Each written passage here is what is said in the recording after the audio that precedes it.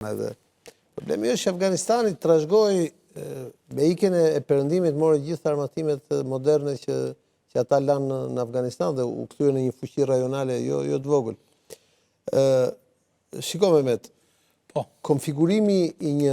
rikonfigurimi i një politike të qartë amerikane në këtë rajon do të kërkojë kohë.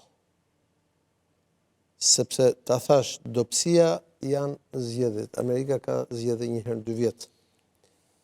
Por dy konflikte e kanë dobësuar shumë imazhin dhe kredibilitetin e fuqisë më të madhe, se Amerika vazhdon mbetet fuqia më e madhe në botë. Cilët janë? Konflikti në Afganistan dhe konflikti në Irak. Dhe është çështje shumë e madhe dhe debatit të brendshëm në SBA. Ndonë se unë mendoj që në fakt ajo që e ka dobësuar më shumë se çdo gjë tjetër, influencën e SBA-s të rajon ka qenë politika e Obamës, e cila cyti nxiti përshpejtoi pranverën arabe, e cila pastaj solli një panoramë ndryshimesh të pakthyeshme në këtë rajon, gjë që fuqi të tillë si Irani. Si ka qenë plani real? S'besoj që ka qenë demokracia, sjellje demokracisë. Nuk besoj që kanë pasur një plan real. Besoj që kanë menduar që do të ndodhë një ndryshim dhe këta nuk do duronin më këta.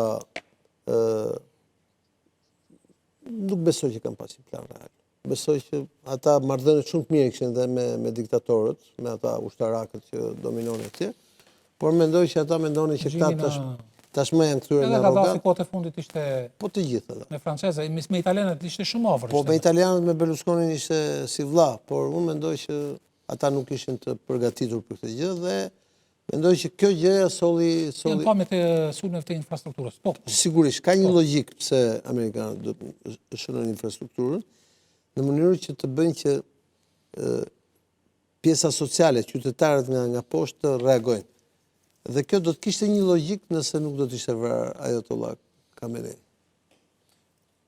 Të dhëna thonë se ka një paknasi brenda Po ka pas edhe përpara se të fillonte. Po. Çështja është që me vrasjen e Ayatollah Khameneit, populli besoi pe varrimin e Khameneit. Po.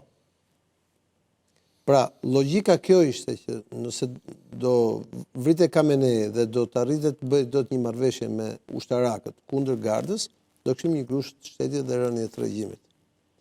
Edhe me idenë që do të çoshin kurdët dhe ato minoritetet e tjera. Po ndodhi saktësisht e kundërta.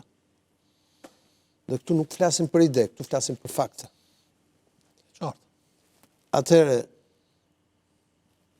ka logjik që amerikanët të ndjekin strategjinë që ndoqën me Miloševićin këtu. Pra, goditjen e infrastrukturës, lodhjen e njerëzve etj. Në mënyrë për të detyruar të nënshkruajë marrëveshje.